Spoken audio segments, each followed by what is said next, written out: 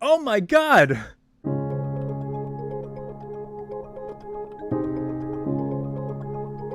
What's going on, ladies and gentlemen? Welcome back to another video. Today, oh my god, I am so excited!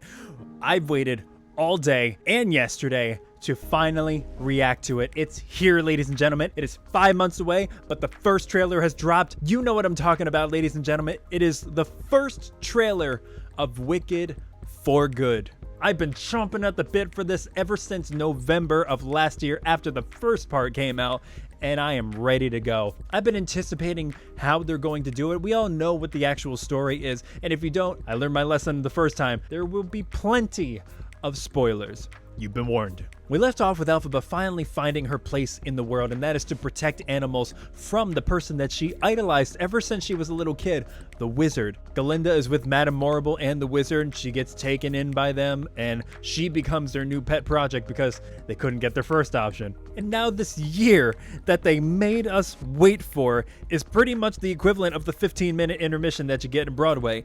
But when we come back, there's a time jump. I don't think it's a few months to a year, something like that, because Elphaba's already established herself as the Wicked Witch of the West, a moniker that does not fit, but of course everybody needs a scapegoat. So I'm interested in seeing how this goes. I'm interested in seeing how they flesh it out. The second act is usually shorter, but there's a lot of emotional beats here that you could work with if you give it time to flesh out. So I'm really excited to see how they isolate these moments and how they give them the importance that they deserve. And I'm really, for all Broadway fans out there, just can't wait to support our girl in green. So why don't we just get right into it? Guys, thank you so much for being here. If you like what you see, you know what to do. Leave me a like, share, comment, and subscribe. Hit that notification bell so you never miss a video. Check out everything else we got going here. Patreon, we got new merch coming every single month. Support the channel, leave a like, leave a super thanks. It goes to a bunch of charitable causes, and it keeps this brand alive. And I thank you guys so much for your support along this crazy ride. We'll be doing a lot more Broadway stuff. So if you have any other theatrical movies or you have shows that you want me to review and discuss in depth and go through the scripts, leave a comment down below. Let me know what your favorite shows are. If you've seen anything in Broadway, or if you're a performer, what you performed in, what your favorite song is to audition with or just listen to. Otherwise, we're always here for the music and the creativity. All right, guys, I say we get right into it. Let's go defy some gravity one more time. This is the official trailer of Wicked for Good. I give myself chills.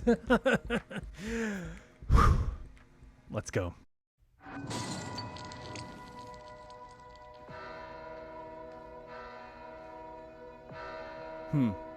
Elpha Throp, I know you're out here. Hmm. Just come in before the monkeys spot you. Wow.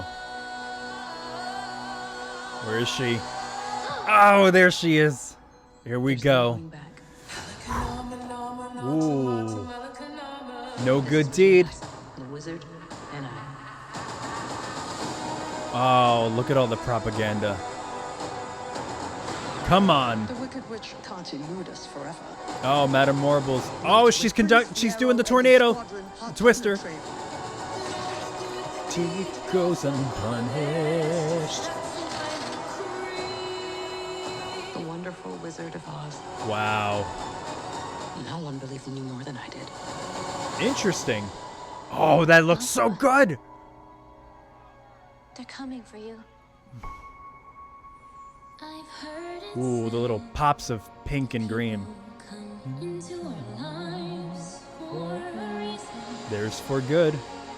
Named a whole final act based on that one song. I know I'm Come on. who I am today because I knew you. Oh, this is gonna make me cry. Think of what we could do together. Like a comet pulled from heaven as it passes the sun. Wow. Like a seed dropped by a skybird in a distant There's the slippers. Who can say? Ooh, oh, come on. Bring me the broom of the Wicked Witch of the West. Oh my god. For a while there, I thought you changed. I have changed. The animals. Let them go. Let them go. To fly! I knew you You're the only friend I ever had. because I knew you. And I've had so many friends.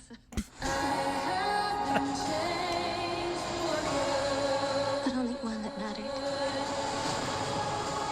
Oh.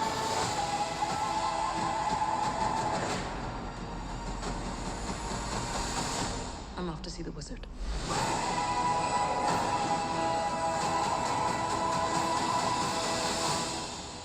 Oh, come on. One of the biggest things that I look for when you have a change of medium, you have something going from a book to a show on Broadway, and you go from a show on Broadway to a movie. The thing I look for the most, other than paying homage to the original content, obviously, if it's an adaptation, there's a little bit of flexibility, but what I'm looking for mainly is a justification as to why you chose this medium. You don't just choose film because you're looking to check the box off of an EGOT list, you know? You choose a film because you want to show rather than tell. You know, it's one thing that a book can't do. Same thing with the Broadway show. One thing a Broadway show lacks is the spacing, the world building. How do you build so much with such little space? If you have a medium like film, not only can you show more tell, but you can open up so many different layers of cinema and add to your story, and you can see how they do that. I loved in the first half how they explored the woods where they released the cub, and I love how you can actually see Elphaba fly and you can explore the Emerald City a little bit more, and we're getting that. But now that we've established that world, we're getting the emotional elements that the first half have built up and culminated to. We've seen the trials and tribulations with Elphaba and Galinda, and now we're seeing that culminate in a more mature sense where Galinda ironically becomes the prisoner to society. For all the scapegoating that's been done on Elphaba, it's really Galinda who becomes a prisoner in her own sense. Everybody is become a prison of their own Everybody becomes a prisoner of their own circumstances, whether it's Galinda, whether it's Elphaba, whether it's Fiyero, whether it's Nessa, for God's sakes. And we know what happens with her later on. I know the second half intertwines the story of the Wizard of Oz into this. I didn't think we were actually going to see them. Now, granted, we only saw the face of the Lion Cub. However, we know the Tin Man and the Scarecrow play a huge part in the second half. It looks so good. It's like I'm literally on a broom and I'm just flying around in this aerial routine of emotions, because one minute you're on a super high, one minute you're at a super low. You get these sentimental moments, and then you have a little charismatic flares from just Ariana Grande's acting as Galinda when Elphaba says, "You're the only friend I've ever had," and Galinda says, "And I've had so many." How can you not love the genuine relationship that you have between the two? And given how they have to be at odds with each other because of their circumstances, and everybody is a victim of their circumstances. Everybody is a product of their circumstances. But what happens when you take your circumstances by the horns and you make a difference and you make a change? That's kind of what this show is, and it's so great to see it on stage. There were a couple things that I noticed that I'm really interested to see the significance of. The writing in the sky that Elphaba did, it said "Our wizard lies" or something like that. The thing that I noticed most is that when she writes it in a trail of white smoke. And if you remember from the original Wizard of Oz, the Wicked Witch of the West always left a trail of black smoke, almost like industrial smog, to kind of show her evilness. So maybe they've changed that here to kind of show exactly who she is. I just thought it was an interesting thing that even the changing of the smoke color can signify who a character really is. Maybe to us, to the Munchkins, to the rest of Oz, who knows? I love her little metaphorical tip of the cap to the original by saying, "I'm off to see the wizard." Oh, that gave me chills. We heard little snippets of "For Good," of course. We heard "No Good Deed," and at the end, when she grabs her broom and the trailer ends, you hear that final chord of "No One Mourns the Wicked," where they're like, "Wicked."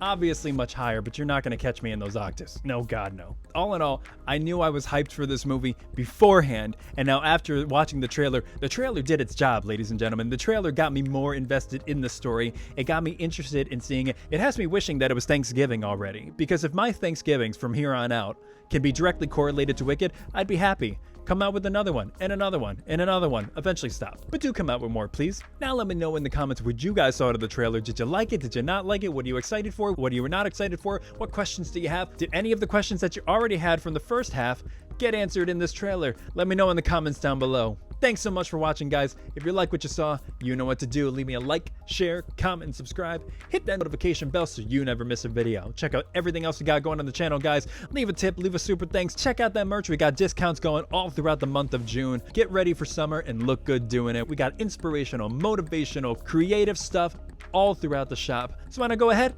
and treat yourself. That's it for me, guys. I'm gonna go belt dancing through life while I'm making dinner or something. From one artist and wicked diehard to another, stay creative, and I'll see you again.